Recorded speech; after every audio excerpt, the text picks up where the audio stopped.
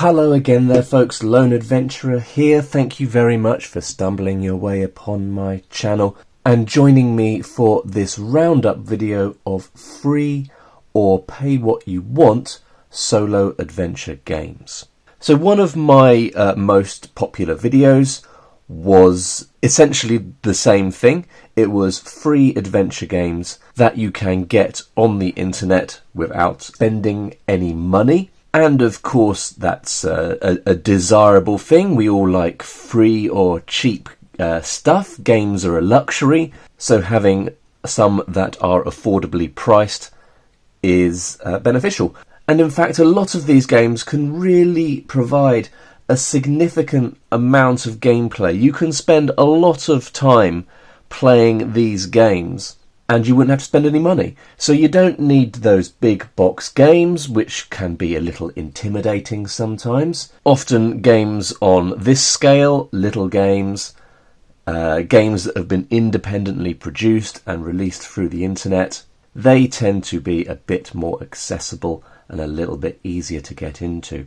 So my original list, it kind of needed updating a little bit. There was one or two items on there that you can't get anymore, or perhaps their status has changed and they're no longer free. And I also wanted to expand the scope of the list to include games that are pay what you want.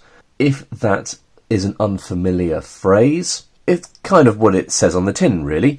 You can go to the places where these games are available digitally, and you can download them and pay whatever amount you can afford or that you think they are worth, or you can elect to not pay any money for them at all. And I think the designers intentionally make them pay what you want because they know some people perhaps don't currently have disposable income and they want their games to be accessible to people. All that being said, I'm not going to specify which games are free and which are pay what you want as we go through this list. You can find that out for yourself by clicking on the links in the description down below. But what I would say is, if you are inclined to get yourself a copy of any of the games in this list and they are marked as pay what you want and you are in a position to spend a little bit of money, I can guarantee that even if it's $1 or 50 cents, the designers would be appreciative of your support, and that would be a good thing to do. With all that said, we're going to get into the games. I have included 10 games in this list, mainly because I like nice round numbers. They are all games, except for one actually, that I have covered on the channel, and that outlier, that one game, is one that I quite like and I would like to cover on the channel. So there will be links in the description down below to not only where you can get yourself a copy of these games, but also to videos where you can see me playing them and see a bit more detail and, and find out if they are games that would appeal to you. All that said, we're going to get to the first game here, which is Pencils and Powers. Now this is a game from a designer called Mark Jindra. It is subtitled as a roll and write adventure game. And the cool thing about Pencils and Powers is that you have everything that you need on a single sheet. And it's modular. So I think there are maybe 10 or a dozen different modules in the game. And each one comes with a game sheet like this. Each one is unique. Each one has a set of additional rules that build upon the base rules.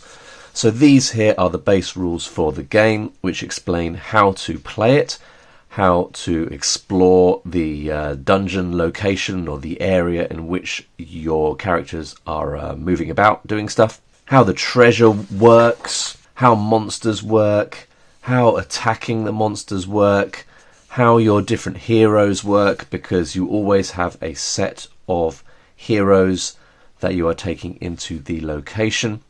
and what you do when you finish the game in order to work out your score, because this is a beat your own score game. You are trying to complete the challenge in the most performant way to score the best score, and then the next time you play, you hope that you will beat that score. So as you are playing, you are rolling 3 dice each round, and you play over 35 or 40 rounds, and you assign those dice to do particular things. You can use them to move around the location, and in that case you are essentially completing like a Tetris style puzzle where you're drawing the relevant shape onto this board to track the path of your party around this location. So you can do that. You can boost up these treasure tracks to improve the treasure that you will get when you defeat the monsters, and you can attack the monsters that are in the rooms that you have drawn your path to the entrances of. All the time you are improving your characters. You can improve their health, their power, you can give them items. So if you are tackling the Dread Knight, this particular sheet here, you are taking in a mystic, a sorcerer, a guardian and an assassin, and you are fighting various monsters, a stalker, a phantom, a spider, a gnome and a dragon, all as you are working your way towards fighting Zaug, who is the Dread Knight and has particular mechanics that you have to follow when fighting him, as indeed all the other enemies do as well. So yeah, that's the basic formula of the game, really. So there are some extra rules for the Dread Knight sheet. I'm not sure where they are. I've possibly lost them or not got them printed out anymore. We've also got the Crazed Alchemist. That's another one of the sheets. Some of them are even science fiction. So we've got Alien Overrun here, where you're facing various aliens. Here's the Dread Knight rules. Here's the rules for a sheet called the Forgotten King. Oh, there you go. The Forgotten King is one that I've played. You might even be able to see that on my channel. I don't recall which game I played on the channel. There's Alien Overrun again. These are all in a bit of a state, to be honest. There's the rules for Alien Overrun. So some of the sheets don't have quite as many additional rules as this, but this one has quite a few. You have alien artifacts, alien devices that you can collect that do different things. You have specific rules for facing the alien queen. Yeah, it's just a fantastic, fun little system. Highly recommended. That's our first free or pay what you want game, Pencils and Powers. I'm going to bring in the next one. Next up, we've got Lantern, a solitaire roll and write adventure designed by D. DiMaggio with artwork by P. Browd. And this game is essentially an adventurous version of Yahtzee. Each round you are rolling 5 dice, I believe it is. 6 dice. And you're making your way through these adventure sites, working your way to the final one where you have to attempt to defeat the dragon. So you start off by rolling your 6 dice to generate your adventurer's abilities and constitution. So you've got your critical hit, your counter attack, your magical spell and your constitution, and then we've got a little area down here where you track experience so you can improve your character as you are working your way through.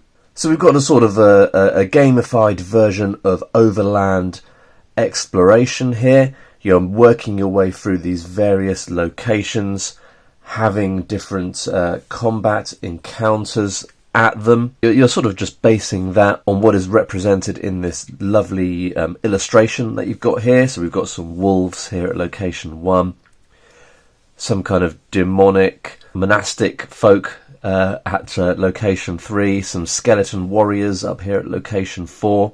Location 5 is sort of a rest stop, I believe, and then you carry on to the final locations. It's another one where you're working out a score as you are going, and then at the end you tally up certain things and you see how you've done. If you score between 1 and 5, you are an historic swashbuckler. and if you get 16 or more, you are a promising adventurer. And it's just a lovely, simple little game. You can see the rules here. The instructions for play are on just one side of A4. It's visually quite appealing. I like the layout and the style of it. Some people colour in this illustration here, so they colour it in and then laminate the sheet so they can play over and over again. But this is our second game, Lantern. A really fun little roll and write with some classic mechanics. It's very approachable, and it's a fun little game. That's Lantern. Next up, we have got the original 9-card version of Mini Rogue. So Mini Rogue is a game that long-time viewers of the channel will know I am a fan of. I have got the big box version. I put that in air inverted commas because it's not a particularly big box. It's actually quite compact, but there's a lot of game in there. But before that existed, there was this original 9-card version, and you can get this on the internet. It's a fun little build project if you are so inclined. Even if you're not, you can print these out and stick them to old Magic the Gathering cards, or slap them into card sleeves, and you can quite easily play the game, even if you don't have the various resources required to sort of make nice little cards out of them. So Mini Rogue is a game where you are going into a dungeon location. We have got a little tracker here to track your movements, your character's movements through the location. We've got a monster HP tracker on the side here. This sheet here has got some character stats that you track: XP, gold, HP, armor, some spells, and some food. So it's quite a mechanically sophisticated game whilst still being accessible. But yeah, quite sophisticated given the fact that you're exploring 9 cards, and that's basically what you've got. You've got a boss monster here, and then you've got a monster, a resting card, a treasure card, an event card, a merchant card, a trap card. Oh, and that's just another version of this character stats card. So each round you shuffle these up, and to be perfectly honest, I can't remember how you draw these cards. It's been so long since I've played this version of the game. I can't remember how it is. Do you draw 2 and pick one? Or maybe you lay them out in a grid? I can't quite remember. But each card has sort of multiple options. So resting, you can reinforce your weapon for +1 XP. You can search for a ration to increase your food supply, or you can heal. The events, you roll a d6, and you've got 6 random events that could happen. 6 random traps. The merchant has got a whole bunch of stuff you can buy and sell. The treasure is randomised as well, and then the monster changes depending upon which level of the dungeon you are currently in. So that increases the damage that they do and increases the XP reward that you receive. And yeah, it's such a fantastic... And I'm a big fan of the art style. I know some people are less inclined to like this sort of minimalist, flat art style, but I really like it. Yeah, I just find it visually pleasing, and I like the consistency of the design. And this carries over into the big box version of the game as well. But this is the one that you can get for free or pay what you want. I don't recall which it is, on the internet. And it's, yeah, I mean, look how much game you get, and that's how much space it takes up. It's a great little game. That is the original 9-card Mini Rogue, and it's the 3rd game on our list. Next up, we've got Beneath the Dungeon Floor, a luncheon crawl adventure from Hodag RPG. I believe luncheon crawl refers to the fact that you really only need 10 or 15 minutes to get the game up and running and play a little bit, so you can play on your lunch break. This is a game that comes in a sort of a very tall pamphlet, leaflet style presentation. So it's A4 paper, that is folded to make this little booklet. I find it quite appealing, even though it's a bit tricky to fit on camera without, zooming out a little bit. It features a lot of Hodag's own artwork, and it's a game I've played on the channel. It is a traditional solo dungeon crawler game, so in the spirit of games like 4 Against Darkness, D100 Dungeon, it provides the same sort of experience, but in a much smaller, more accessible package. So we've got some basic instructions here on how to play. We've got a sort of a setting, a very simple setting that's included, and that's quite nice. How to start, how to fight, how to attack and do damage, how to improve your character. And then you're into it, really. So in terms of the rules, the mechanics of play, that's almost it, I think. I mean, is there more? Maybe there's a bit more. We'll see. You've got this guide here for generating characters. The intention is that you play with 6 characters, so you very quickly generate 6 characters, and those are the characters that you take into the dungeon locations to, as you would imagine, fight monsters, gain loot, all that fun stuff. You've got warriors, thieves, clerics, mages, and demi-humans. And down here at the bottom we have got some tables. We've got human classes, dwarf classes, burrower classes, I guess they're like hobbits, and elf classes. The way it works is you roll a d6, a 6-sided dice. If you roll a 1 to 4, you have a human character. On a 5 or a 6, they are demi-humans.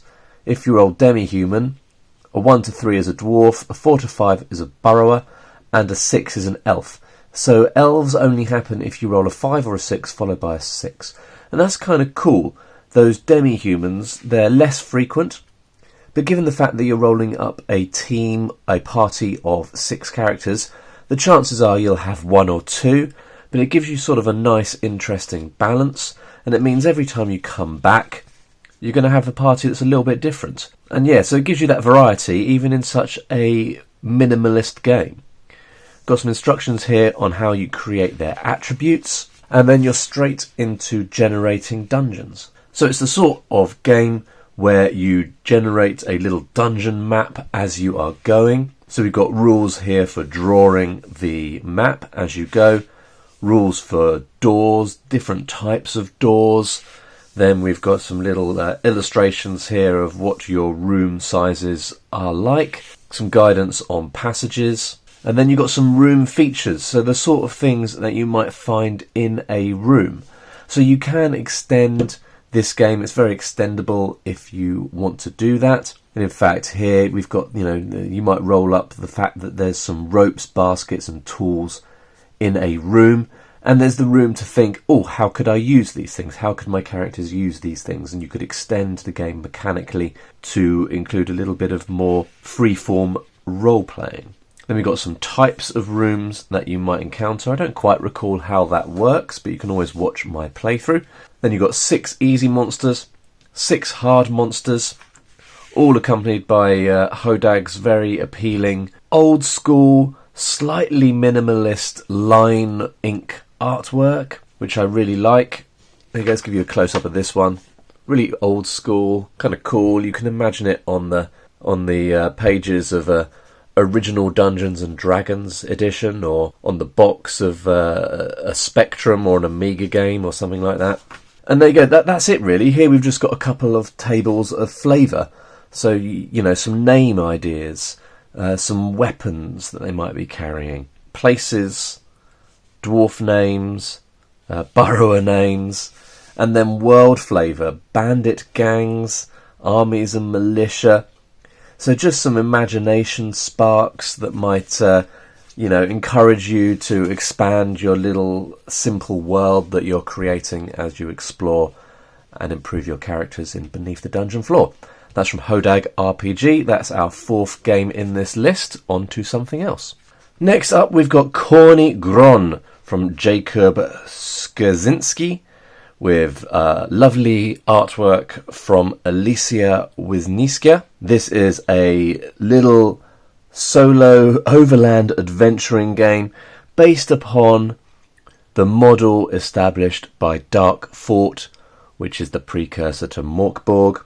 And actually, it's the only Dark Fort adjacent game in this list, which is unusual for me because I have played and like many games adjacent to Dark Fort or based on the Dark Fort system. But one of my favourites based on Dark Fort is Corny Gron, which, as I said, is an overland adventure game and is based upon Polish mythology. So you've got some cool ideas and monsters and character types in here that you probably haven't come across before. Now, this is a lovely shiny covered edition that Jacob very kindly sent me after I originally featured the game on the channel. And I think I was intending to play it a second time to show off this edition. And now that I think about it, I can't even remember if I've done that. I'm going to have to check, and I'll have to bring Corny Gron back again. I think it's worth a second look. Now, even though I've got this lovely edition here, you can get a digital copy of this game as well. And it's not a huge number of pages, so it's an easy print, and then you can just fold it over. There's 19 pages, so what's that, like 5 or 6 bits of paper? Not many anyway. So one of the cool things about Corny Gron is that you barely have to read any rules. You basically just start here where it says the beginning, and it tells you prepare sheets of paper, a pencil and a few dice, D4 and D6. If you don't have the dice, you can use a deck of cards or a digital dice simulator available online. Your name is Jacek or Jaina. When you start the journey, you have 15 health, D6 plus 6 dutki, which is coins. You win the game by crafting 6 special abilities and settling in a hideout with a band of strong and loyal Zabojcy, outlaws. I apologise for my brutalising of the Polish language. And then you just keep on reading. It tells you what items you'll have. It tells you where you start. And you just sort of read through, and then you're off, you're into it. All the way through we have this lovely woodcut artwork.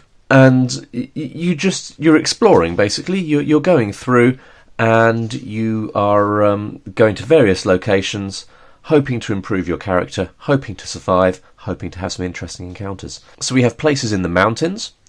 You roll 2d6. If you have visited the mountain... that's cool. If you have visited the mountain village, you subtract 1. So you only get to visit Corny Gron, the Peak Black, when you have visited the mountain village, because that's the only way to gain a roll of 1. That's a clever little mechanic. And then you've got other places you can visit. The Milord's Manor, a cliff, crags, burrow, deep woods, a meadow, mountain pass. And all of these results lead on to other things. So you might have an encounter. An encounter might be with a hardy enemy or a scanty enemy, or it might be a traveller. Or you might encounter a snare. Then we've got some enemies, a few additional rules there, a few additional instructions on how to fight enemies. We've got a couple of tables there of enemies. You might find your way into a cave and have some cave encounters, so you can see it's quite expansive. Things you can trade for, random objects. Then you've got Milord's Manor that I don't think I've ever even visited, and then Peak Black, which I've never visited. Few rules on character advancement, and then that's it. Such a fantastic little game, available online. This one is pay what you want. It's well worth $1 or $2, so I would encourage you to do that if you choose to pick up a copy. Corny Gron, such a great little game, one that I'm very fond of. 4th game in the list, is it? 5th game in the list, so we're halfway through and we're going to move on to another game. So next up we have Dungeon Blitz, a solo dungeon exploration game, and this particular Dungeon Blitz game is Blood Castle. This one here is free or pay what you want, or it might just be free, I don't recall. But if you like it, you can also get yourselves the Catacomb of Chaos and the Den of Goblins. They are very affordable, but you can just check out this one, and there's plenty of game in here. So this is from a designer called Nathan Russell. I've had this printed out at a prints company here in the UK, But, you know, there's not that many pages. There's nothing stopping you from just printing it out yourselves. And actually, it's much better designed for A5, which I think was my intention. I just accidentally printed the first one at A4.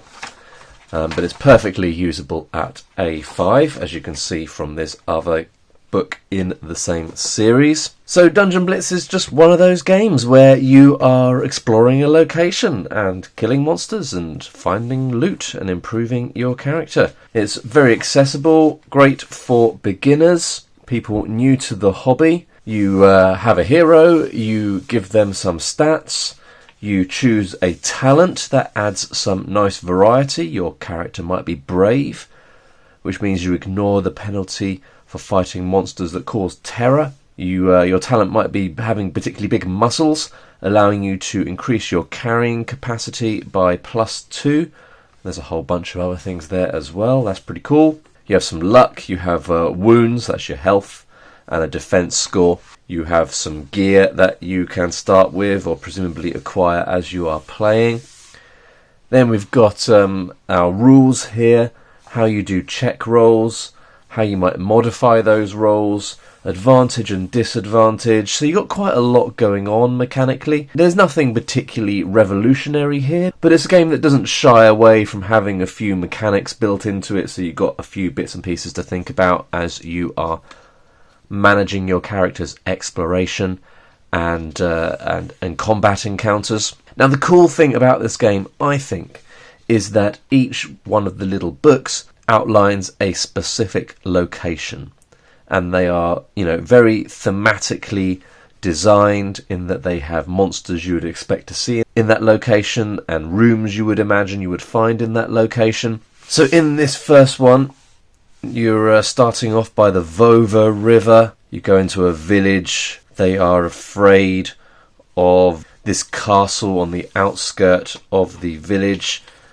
and there's a little bit of a backstory there. The Blood Castle. The village is grey hollow, so you make your way to the castle eventually. You have an encounter on the way. Then you have some rules here about the entrance to the castle, and then you've got this super cool table for a D66 roll. So whenever you go into a new location, you roll 2 dice. One of them is your first digit, one of them is your second digit. So if you roll 35, we would go into this room up here, a stone chamber with rusting shackles hanging from the wall. There are 2 exits. A large and hungry zombie troll squats here. So you've got all of these rooms. They're all unique. Once you've gone into a room, you tick off this little box next to it, and if you were to roll 35 again, you just go to the next one, or you work your way down until there's a room you haven't encountered. And then eventually you might find your way into Count Vordak's chamber, and then you have the final encounter. We've got some monsters here, we've got a treasure table. It's a really accessible little game, but one that's got quite a lot going on. Yeah, I don't think I've found any other games quite like this, that gives you that sort of 4 Against Darkness dungeon drawing experience, because as you are going, you have to draw your little dungeon. You have to track the enemies that you have fought, and then we've got a little character sheet here as well. I don't think I've come across many other games like this that give you a unique location and all of the mechanics and imaginative monsters around that location. It's just a really cool little idea, and it was one of the earliest games I played on the channel, and it's still really high up my list of games to recommend to people who are starting to get into the hobby. We've got an experience section. You can improve your character, and then you can take your character on to one of the other locations. So you could have an on-the-road experience, and then take them over to the Catacombs of Chaos, take your character into that place as well. So it's got that sort of legacy aspect to it, where you're continuing the adventure on into other sites. Super cool. That is Dungeon Blitz. On to another game. Next up, we've got the RPG solo sheets from Perplexing Ruins. Now, this is a resource that provides lots of tables and charts in order to provide you with the opportunity to have a solo gaming experience that is a little bit closer to what it is like playing an actual RPG. Now, I have played with this resource on the channel, and there will be a link in the description down below to my playthrough, as there are with all of these games.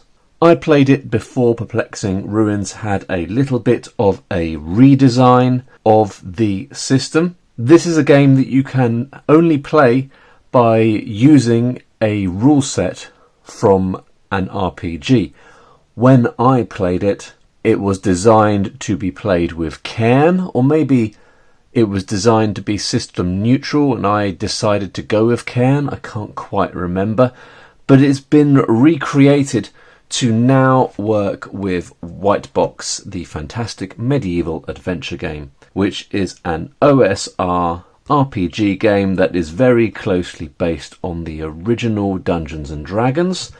It can be acquired very, very cheaply. This copy here, I think I got on Amazon for just a couple of pounds.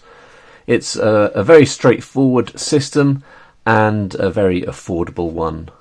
Obviously, I think you can get it on Drive-Thru RPG for very little, and obviously the RPG solo sheets are free or pay what you want.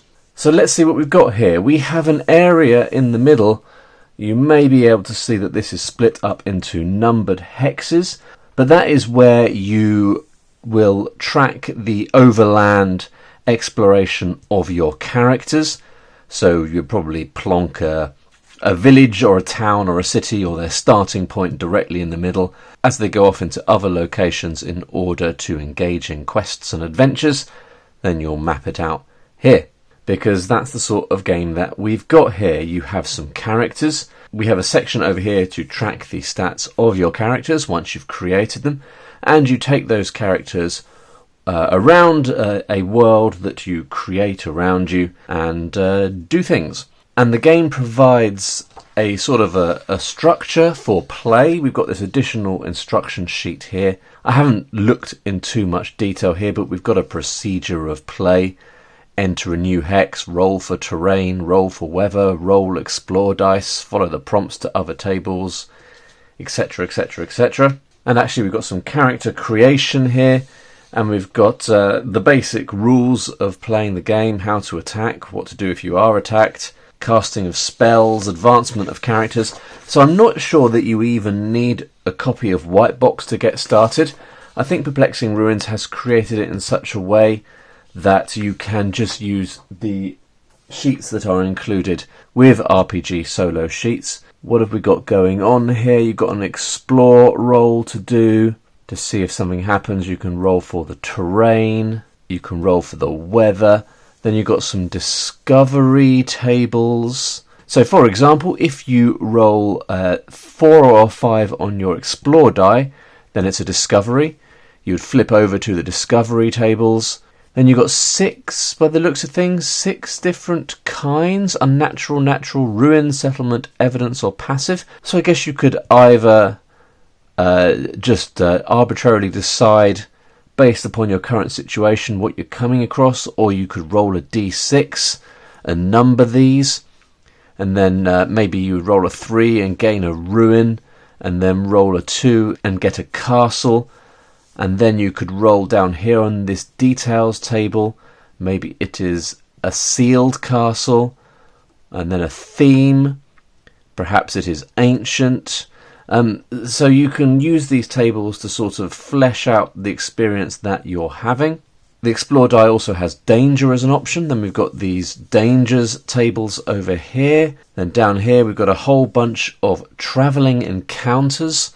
So I'm not sure when you would roll on that, but if at some point you thought you needed a travelling encounter, or one of the other tables dictated that you should do so, you can roll 2d6. If you rolled a 5, you'd come across a man locked in a cage, and then do a further roll here. On a 3 or a 4, the man promises treasure if let out. And so the tables on these sheets are just jam-packed with interesting ideas that can spark adventures and events. Then over here we've got a whole bunch more encounters based upon the terrain type. Different encounters for grasslands, woods, hills, mountains, swamps and wastelands. So if you're in the swamps and you roll a 3, you get a humanoid. Drop down here, roll again. If you roll a 5, you get a troll. And we've got the stats for that troll if you end up fighting them. Yeah, it just keeps on going. We've got different quests. So you've got a quest generation section here. Then you've got some more generic oracles to help you work out what is going on, how NPCs might interact when you are talking to them, some ways of rolling up some details for characters. I guess those can be used for NPCs as well. And then the same for settlements, items. So basically there's enough here that you could sort of start having a little adventure and taking your characters around a world of your creating. And it is really one of the easiest ways to get started if that is what you want to try out. And then the second sheet that we've got here, or the second set of sheets, is for dungeon locations. So if you are exploring out in the world and you come across a dungeon, you decide your characters are going to go into it for whatever reason, and you think it's going to be a slightly larger location, you can use these sheets here to roll up all sorts of details and to build out the dungeon location as they are exploring. So that is the RPG solo sheets from Perplexing Ruins, a really fantastic resource that is very popular in the sort of OSR, DIY solo gaming online community. Well worth checking out. That is number 6, and we're going to go on to another game.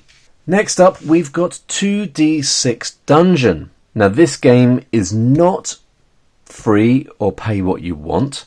However, you can get the core rules and all of the tables associated with the first dungeon level for free on itch.io. And even just that provides a fantastic gaming experience that is worth checking out. And it's great that DR Games, that Toby, the designer of this game, has left that up there. I'm not sure how up to date it is. The free version may be a little bit out of date, but this is a game where you are exploring a series of dungeon levels.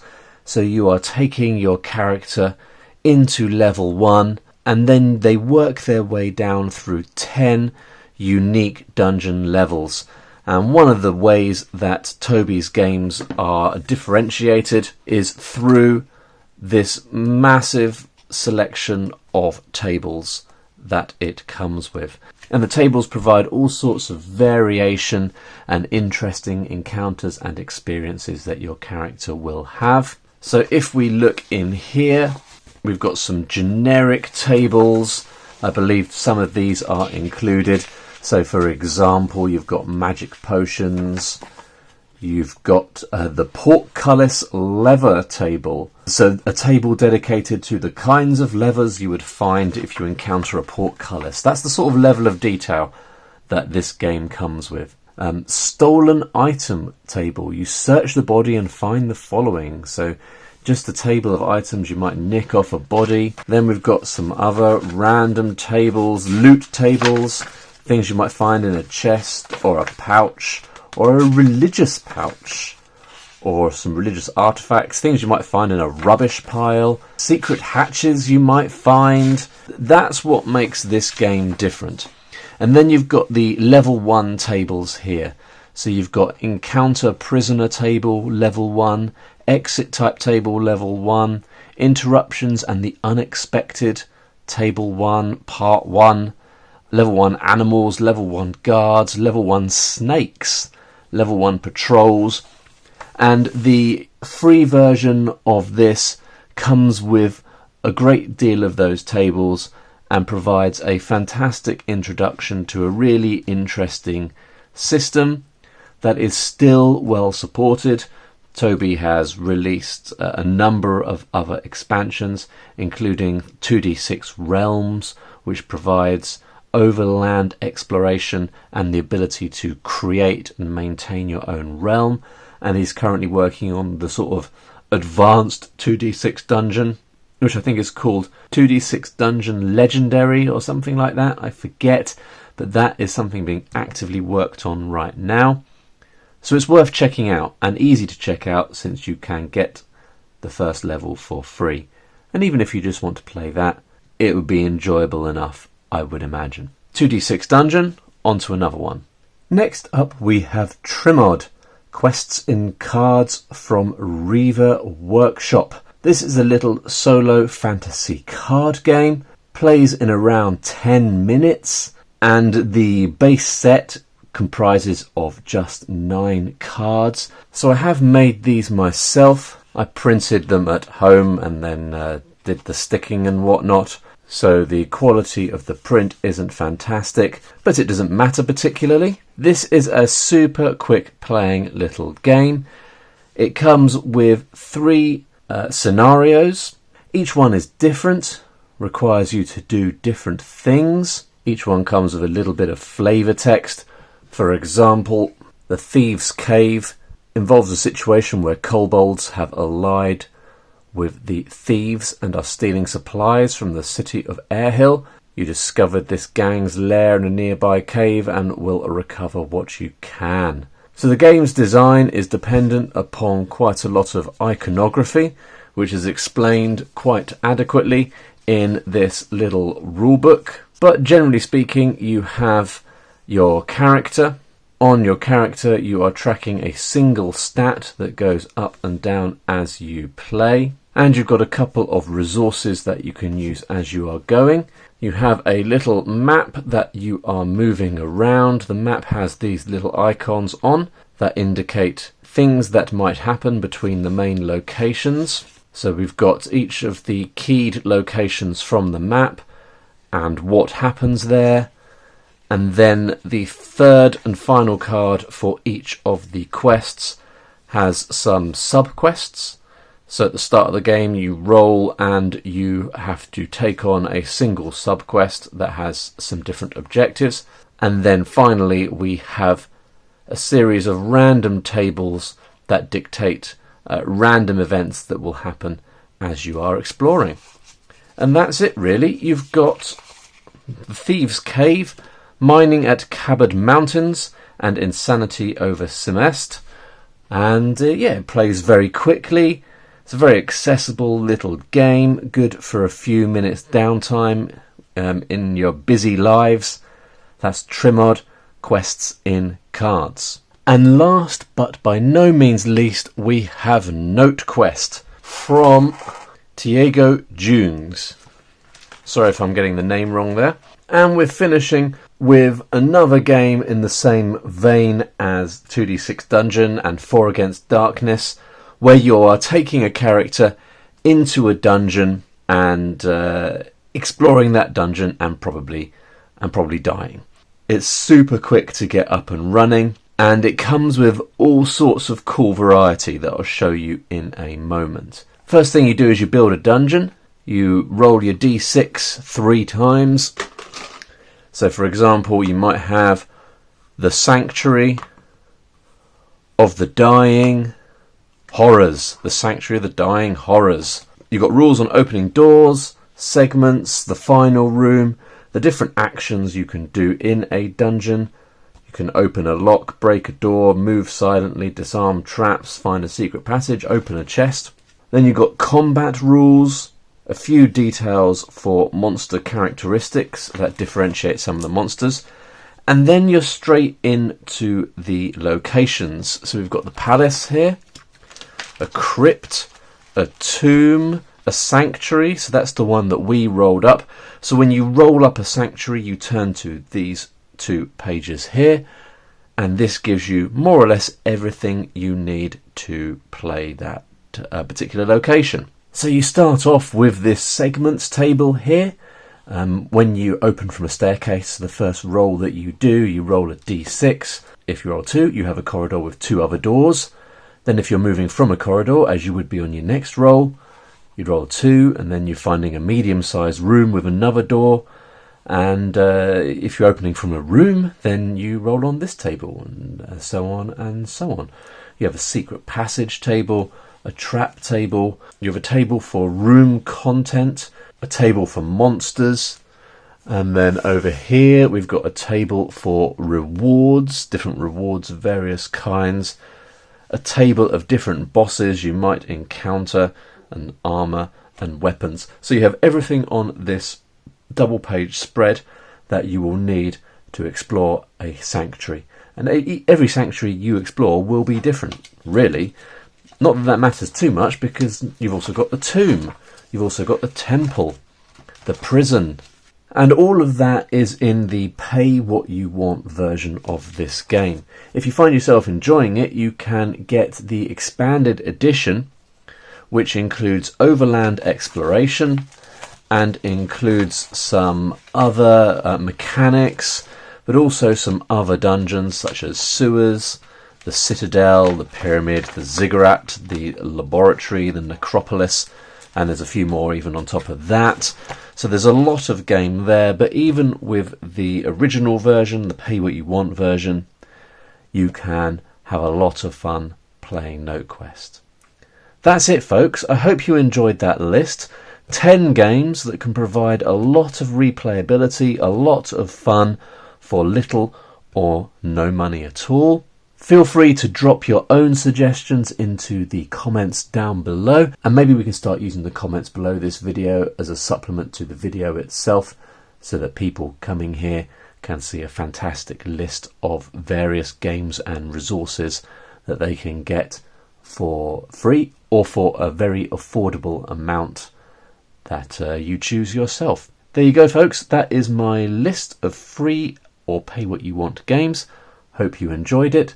Let me know in the comments down below. Give me a thumbs up if you enjoyed this video, and I will see you next time. Bye for now.